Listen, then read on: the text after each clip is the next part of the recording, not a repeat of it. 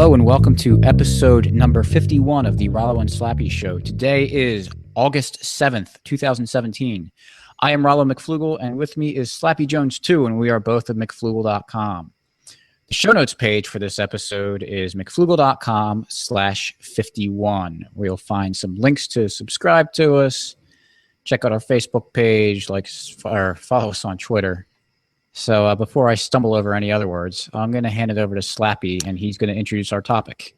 Yeah, thank you, Rollo. Thank you, everyone, for joining us again. Today's topic we came up with because over the past week we had some discussions on Twitter with some situations that have been in the news, in libertarian news, maybe more so one story than the other.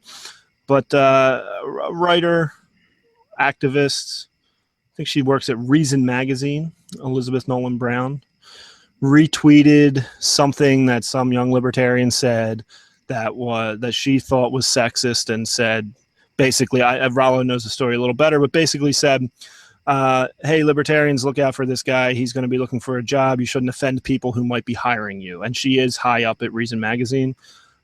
So, she was alerting other people of the things he said, caused a little outrage in the libertarian world. People were trashing her, saying that's his right to say that. That's free speech. And she is violating his right to free speech by doing that. Another story has been in the news that maybe the general population is aware of is the suicide death of Conrad Roy. It's known as the tech suicide, where Michelle Carter, his somewhat girlfriend, texted him, encouraged him to commit suicide. I really simplified that story big time. There's a lot more background to it. But I don't think it really matters too much for our discussion on free speech. So obviously people were upset with her, says, this is a disgusting person. We can't have people like this in society. She has to go away to prison. And other people were saying, well, I'm kind of uncomfortable putting her in jail. She didn't pull the trigger. Or she didn't actually kill him physically. She wasn't even present. She was sending text messages that encouraged him to do it while he was in the process of committing suicide, which was actually carbon monoxide poisoning. So, Rollo, first we'll talk about the Elizabeth Nolan Brown story, since you were a little more involved in that than I was. But what do you think? What are you saying? Did she violate Aaron Sobchak's free speech, right to free speech? No. And a lot of people were saying that it was like censorship, because she was trying to alert potential employees, like you said, to, hey, maybe not employ this guy. So I don't know how, without a threat of violence, you're censoring someone. Businesses are well within their rights to employ whomever they want. And sometimes that depends on how that person perceives life in reality. There's been plenty of times where you have like a news anchor. I think it was TSN, which is Canada's version of ESPN. One of their anchors sent a tweet out with a pro-life message. And TSN said it's against our policies to have people commenting on that kind of stuff. And so they fired him. And it was like anything else. You have the one side saying, like, yeah, we don't want that garbage being said. And other people are like, well, what about his free speech? Well, you don't have a positive right to a job. So you have the right, like anything else. Let me stop you right there. What do you mean by a positive right? So a positive right is something that if you want it, you want to have whatever that right is, and then you need to have it. So a positive right would be your right to life. Or right to healthcare? No. So are there positive rights? Not really. I don't think there really are. So I just said that there was a positive right to life, but really it's a negative right to not be attacked. Right. So you shouldn't. So it's a negative right. You have a negative right to a job in that no one can aggress against you in your pursuit of getting that job. So the state is one of the greatest perpetrators of violating negative rights, and they put all sorts of roadblocks in the way of doing basically everything. So anyway, back so- to the story. You were saying a positive. She does not, or he does not have a positive right to a job. Correct. So all she did was retweet what he said. So it was his word. She didn't make it up. Right. It was public, what he said, and it was completely factual.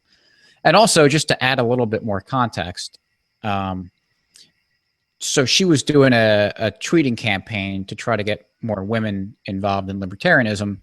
And, he wasn't the only. There's all sorts of trolls on the internet, especially. So people were commenting back and making jokes, whatever.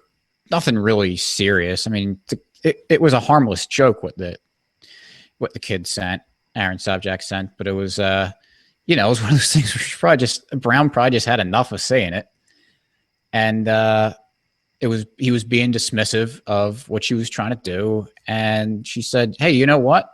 The people that you're making fun of right now are a lot of people behind this. I think it's I forget what it's called, and I don't want to butcher the name, but they get young libertarians trying to break into the movement and being writers and pundits and everything out there, and so they're kind of like a launch pad."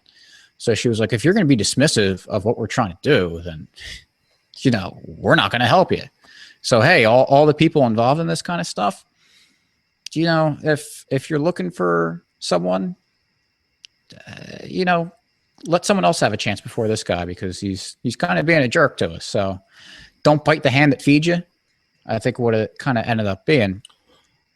So, well, also just a side point, not that he was in a job interview, but how often do you hear stories, or while you're in college and you're learning how to interview, do they teach you not to say something stupid in your interview because your speech can lose you the job? As someone, I've done, I'm on one of the college recruiting teams for my company. And so I do the career fair and do, on-site interviews, and it's amazing sometimes. It's just like you want to say to the kid, just shut your mouth. Like, why would you bring that up? Like, just, I don't know what it is, but they're young. So. Yeah. And whatever, but it is a risk. If you say the wrong thing, if you, show by your speech that you're not really qualified for the job through your speech, they probably won't hire you. And it's their right to not hire you for whatever reason they feel like not hiring you. It's their company and their job. Right. And if they have a bad reason to not hire you, then you're going to be of a benefit to someone else. Someone else that's willing to take a chance on you. And they're going to benefit from it. Yeah. And so, and of course, it's a two-way street. So if people didn't like what Brown had to say, and people did this, then you say, hey, Reason magazine or whoever, or Twitter or everyone, I think she's being ridiculous. This is unfair what she's doing. Maybe I shouldn't read Reason anymore. Maybe I shouldn't follow her on Twitter. Whatever you want to do. I mean, it's a two-way street. So if you're not prepared to take the backlash and criticism for opening your mouth on something, then you take your lumps. But right, it all blew over. It's not. Yeah, it's not like I don't think anyone cares anymore. And if you do still care, it's kind of like a 1 day, 2 day kind of thing, right? Yeah, but as far as because people were saying censorship because now we might not be able to get a job, and it's, first of all, it's one of those things. Stop. I don't want to dismiss the libertarian movement, because it is strong and it's great and I love it, and it's done a lot of good stuff, but no one outside of our little world had any idea this kind of stuff was going on. So I really doubt that this is destroyed this kid's employment prospects. Probably not. But on top of that, how is it different? And let's say Slappy opens up a hamburger restaurant, and I go and eat there, and I get a hamburger and I eat it, and I think it's just absolutely terrible. And maybe I just have a terrible taste in hamburgers. But I go online and say, hey, the Slappy Hamburger Shack, don't eat there. Their hamburgers are terrible. I was there and it was a horrible experience. I don't recommend it at all. So that is presumably Slappy's livelihood because it's his restaurant, it's his business. That's how he makes his money. And would I be violating his rights by sounding off about hamburgers when that's really subjective? Well, now you're talking about my livelihood. Yes, obviously. You should go lock me in a cage for. Of course not. Right. So let's say that there's a guy, Poncho, who really likes. Let's pick on him. Yeah. I'm actually saying something nice about him. Never mind. I should have done the opposite. Yeah. Well, Poncho's a stupid idiot because he likes your hamburgers a lot. Oh. He doesn't want to see you go out of business because he likes eating there. So what does he do? He sees that I have a bad review of it, and he goes online, maybe Yelp or something, or on the website or your Facebook page or something, and he replies back and says, what's the matter with you? I love eating here. The hamburgers are great. I want to know why you didn't like it. Maybe you just don't like hamburgers, and you got a hamburger and surprise, surprise, you didn't like it. So maybe it's not the restaurant's fault; it's your fault. But he's going to go out and defend it to kind of offset the bad review. And presumably, if you're a big enough restaurant getting enough reviews, then the overall taste of people is going to dictate whether or not you're going to be in business. Yeah, we all buy things online, and I know I'm not alone in buying things from companies or products that have a couple negative reviews. I think that's expected. Nothing's ever perfect, and you're going to see some 1 stars, and you get to read the review and decide for yourself whether you want to take the risk of buying it, even though people had bad experiences. So it's all kind of the market working its way out. Sure. I want to change gears a little bit, but staying on the free speech topic and talk about this Michelle Carter sentence. She was convicted of involuntary manslaughter in this suicide death of Conrad Roy. And I just want to know what you think about it. So I'll lay a little background. Not that this really has too much effect on the free speech aspect of it, but this guy, Conrad Roy, had some mental issues, some psychiatric problems. So did Michelle Carter. She had gotten professional help, and she had encouraged Conrad for a couple of years to also get help. He did, and continuously throughout this whole time, and he must have been going through a lot. It's really a sad story. He kept saying he wanted to kill himself. He didn't want to live. And she had encouraged him not to do it for a long time. And one night, I don't know what happened. She must have snapped. She must have gotten tired of these phone calls and text messages. And she said, just go ahead and do it then. And apparently he got out of the car and she sent a text, said, get back in and do it. And he did. And he went back in the car and he died of carbon monoxide poisoning. So she's in jail, or will be in jail, for 15 months plus 5 years probation. The talk on Twitter was hate speech is not free speech. You have no right to say something like that. A couple other examples were given. What if, this was an actual example someone gave me, what if you're in a crowd and someone yells bomb, and in the riot that ensues, someone dies? Is that person who yelled bomb responsible? Obviously, that's not free speech, is what this person was saying. So, Rollo, do you have any thoughts on those situations, those scenarios, on what free speech is and what we should do about situations like they posed, as ridiculous as some of them may be? Right. I stealing your thunder here, but what you said before we went on the air was, free speech isn't about protecting, hello, how are you? And I think, well, to just go after the shouting bomb in a crowded whatever, I think if all property was privatized, then, the owner of the property would set those rules. And although that's not that's more like for yelling fire and shout in a crowded theater. Yeah. But I mean, if your intention is just to cause problems, by yelling bomb in a crowded, theater or something, and someone dies. I mean, I think you're partially responsible. I mean, you're the one that caused the issue. I don't think it's necessarily like, premeditated murder unless you somehow knew that was going to be the result of your action. And not to fight the hypothetical, but what kind of crowd is this where someone yells something and they all freak out and run? Right. But I don't want to fight that. I get it. If someone said something that directly caused their death, I think, say we had a stateless society would decide. The judges would decide how responsible this person is. Maybe the person who ran was being the one who was irrational, who killed someone over hearing the word bomb. Right. And if society, and I don't think you necessarily need to lock that person in a jail cell for a while, but that person gets identified as someone who's irresponsible and would yell something that would incite basically a riot. You're not going to let that person into your business or your property because you don't want to. He's too much of a risk.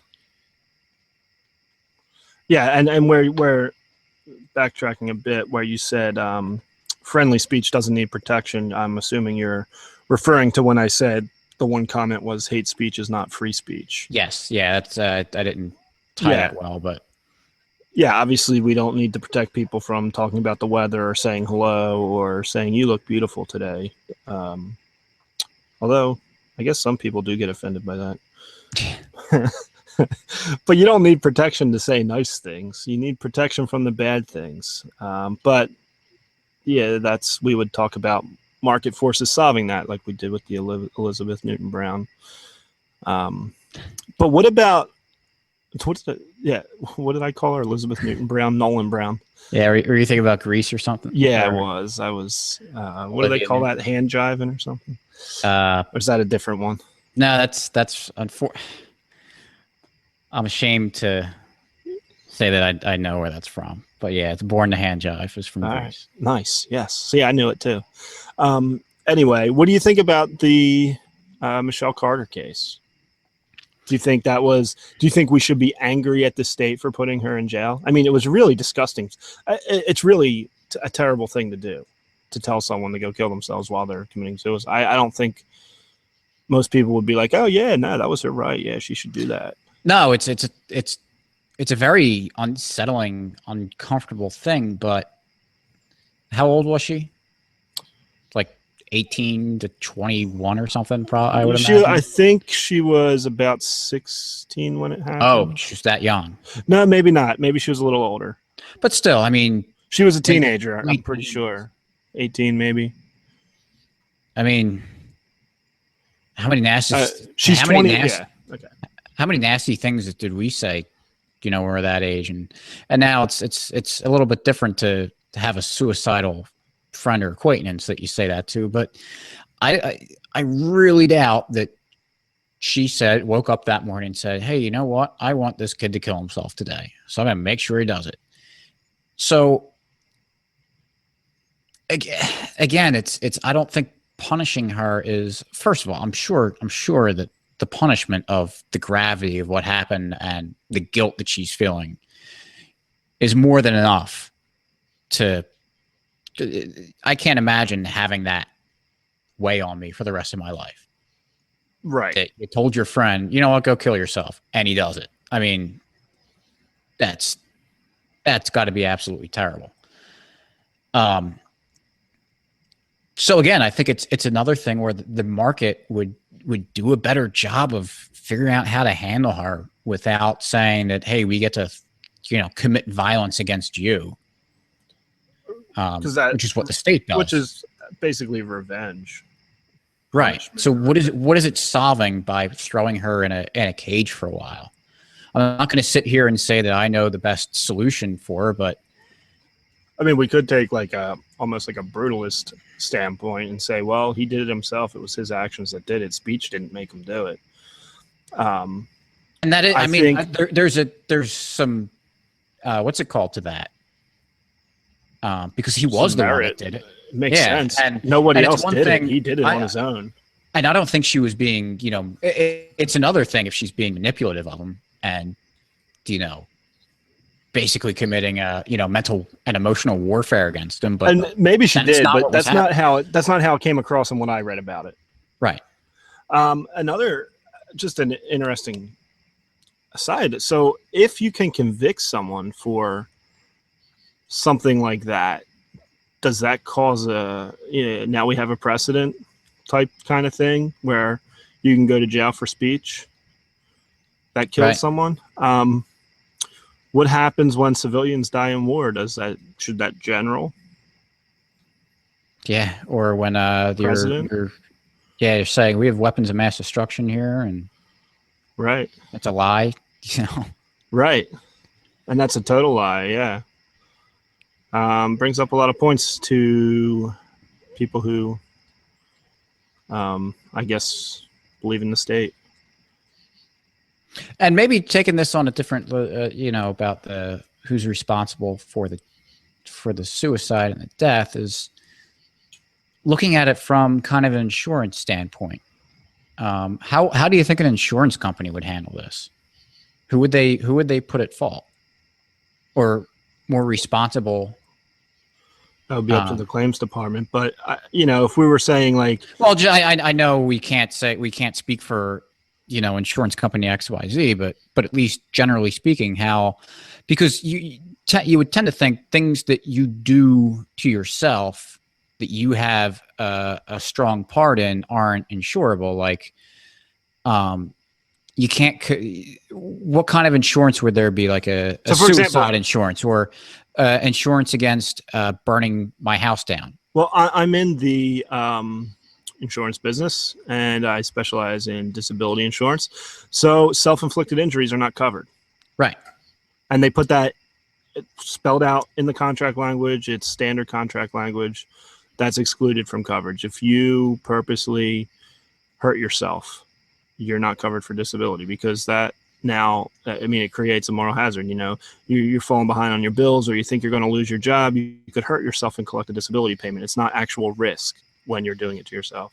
Sure. So we talk about insurance. This would be another episode, but insurance in a free market, that there'd probably be some kind of like personal liability insurance, just like there's car insurance. We don't go drive a car planning on ramming people with the car. Just like you go through your life living, you don't plan on hurting people, but sometimes mistakes happen, things happen, and that would be an insurable risk.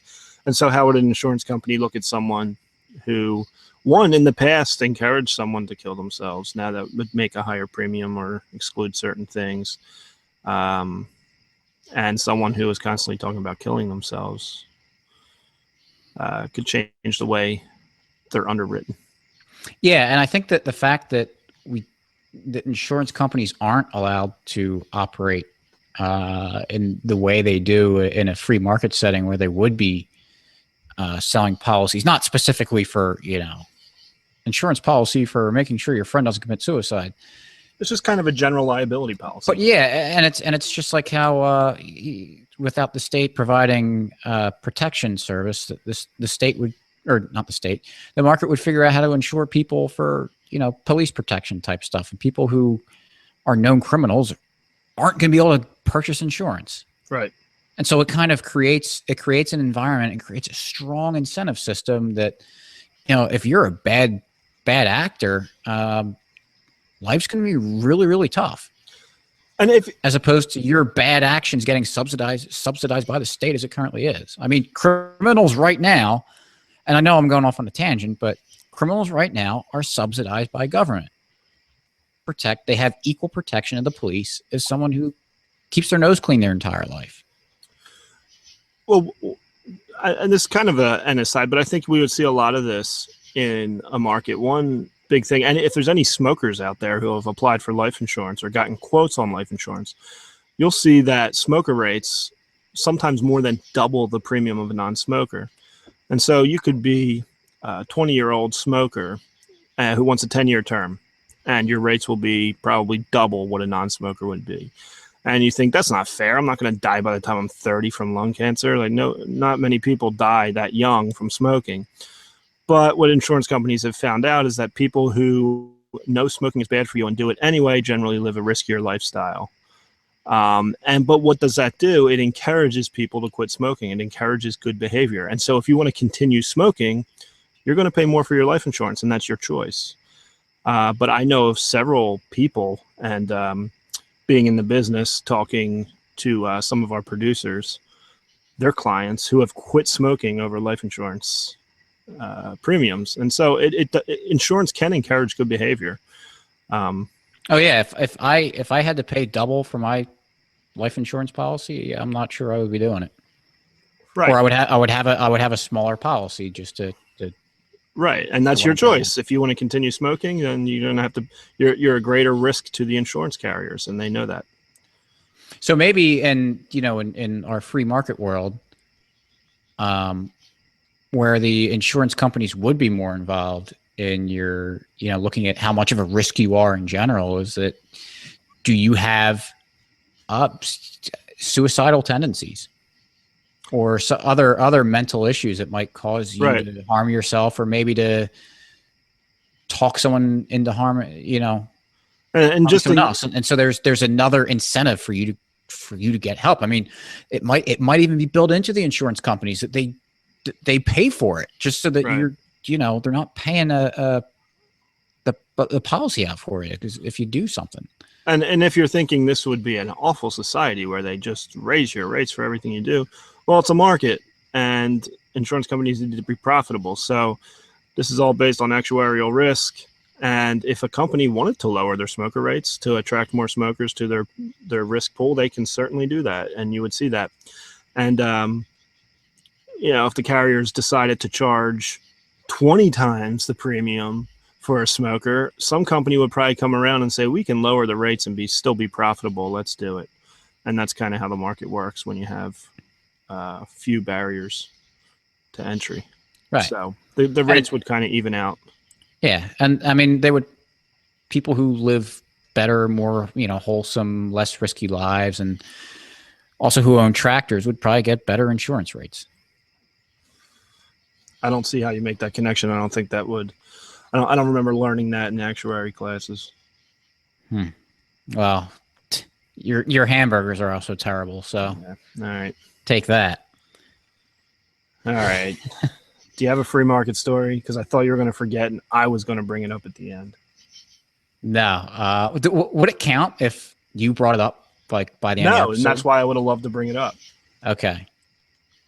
I do have a free market story. So I just got back from vacation this morning. I drove back from the shore straight to work. I was down the shore, the Jersey Shore, for a week with my family. And I like going fishing, and I wanted to go off the surf right on the beach before and after the lifeguards were there, and there's not really anybody in the water. And I wanted to, try sharking this year. So I went to the bait shop, talked to the owner there, and mentioned it to him. He showed me the tackle for getting sharks, and said, yeah, you should use mackerel. And he also made the comment, he goes, do you need a rod holder? And he pointed to these heavy duty aluminum sand spikes, basically. I said, no, I got a holder. He goes, well, I mean, if you just use the plastic PVC, a shark, if you get one of them, can rip it right out and you'll lose your rod. So I said, you know what? I was looking at it, and I could use it for, on rocks too. I said, yeah, that seems like a good idea. It's worth the investment. So I bought it. It was $35. It wasn't cheap, especially when you can just buy some PVC pipe at Home Depot and cut it to size, and you have a rod holder. So I bought it, and I went fishing that night, and something hit the line really hard, and was pulling line out. By the time I grabbed the line, it snapped at 30-pound test. So something pretty significant on it. And it actually torqued the sand spike in the sand a little bit too. So it hit it really, really hard. You probably had a great white on the other end. Yeah, probably. 4 million pound shark. But or a tractor, because they got some pulling power. Mm-hmm. But so there's a guy at the beach that I saw. He saw me fishing, and I said, hey, this is this is a great sand spike and everything. And he was from California, wanted to do some fishing. So I said, oh yeah, go to this Sterling Harbor right off the island. It's a good bait shop. The guy, suggested I buy this, set me up with the good bait and the rig and everything. So I went there the next day to buy another sand spike because for people in the rest of my family to use and to have multiple, because you go fishing and have multiple rods. And the guy that I saw on the beach was there buying some bait and tackle and actually bought a rod spike. So just that, the word of mouth is powerful. And because that business, he treated me well. The guy, made some good recommendations for me. I took his word for it. I went back the next day and bought it again. And another guy that I talked to bought the spike. And, people I know that like fishing, I've been telling them this story that, it saved me. It paid for itself the first time I used it because I would have been out of my surf rod, which isn't cheap. So, it's if you treat your customers well and sell good products, then it really goes a long way and it supports you doing well as opposed to selling nasty hamburgers. My hamburgers are delicious. Okay. Actually, I have eaten your hamburgers and they are good. Well, I think that wraps it up for this week. Yep. So, next week is the 52nd episode. Big full year, not missing a beat. I know. I can't believe it. And this month will be our 5-year anniversary for the website too. 5 years, yeah. Yeah, it's towards the end of the month though. Yeah. So hopefully this year I won't forget when the day comes and I'll actually post something to big celebration. Make a big deal about it. But in the meantime, since we've got a week before our 1-year podcast anniversary and our 5-year website anniversary, go to our show notes page for this episode, mcflugel.com/51. And I'll link to right after the Elizabeth Nolan Brown thing happened, I wrote something up because a lot of people were confusing what was going on and saying that she violated his right to free speech or right to a job or something. So yeah, I wrote something up on it explaining how, whether you agree with her or not, she didn't violate anyone's rights. And then also, of course, there will be links to subscribe to us on iTunes and Stitcher, as well as subscribing to our email list and following us on Twitter and liking us on Facebook. Tell your friends. Yeah, we'd love to hear from you. Yeah, we like your comments. We'd like to respond to them and have the conversation. Absolutely. So next week, get ready for the 1-year McFlugelpalooza or whatever it's going to be. I don't know. That's what it's going to be. Is it actually? Wait, I was thinking about this. So the following week will be. Yeah, that will be the 1-year anniversary. We will have completed a full year. Yes, but the anniversary would be the 53rd episode. Right. Which is, yeah. Which was also my number when I played football, so. Ooh, yeah, there we go. My baseball number was 19. We blew past that forever ago. Not that I was just below your level. Yeah. And, in baseball that you were football, so. Well, you played post-college, so. Yeah. I played during college, too. That counts. Yeah, it's college baseball. Anyway, we'll catch you next week. Thanks for your time. As always, hit up our website, like us, share us, tell your friends. Catch you next week. Peace.